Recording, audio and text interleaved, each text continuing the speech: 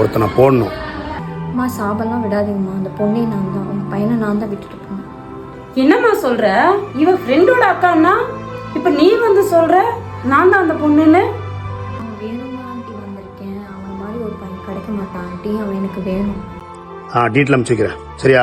தங்கச்சி அவனை பற்றி எல்லாமே சொல்லியிருக்கான் ஆண்டி. ஓகே. அவன் எனக்காக அவ்வளோ கஷ்டப்பட்டிருக்கான் ஆண்டி, அவன் எனக்காக அசிங்கப்பட்டிருக்கான், அவமானப்பட்டிருக்கான். ஸோ அதனால இனிமேல் நான் அவனை விட்டு போக மாட்டேன் ஆண்டி. ஏண்டா பிள்ளை பூச்சி, என் ஆளுங்க மேலே கையை வச்சாலே விட மாட்டேன். மச்சான் மேலே கையை வச்சிருக்க, நைட்டோட நைட்டா நீ காலிடா. சாரி, நான் இனிமேல் என்னை விட்டு போக மாட்டேன்.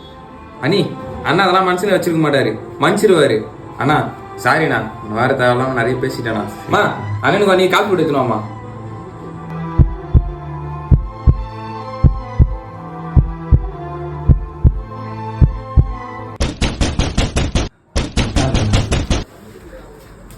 இது ரெண்டுத்துல ஏதாவது ஒன்று தொடு.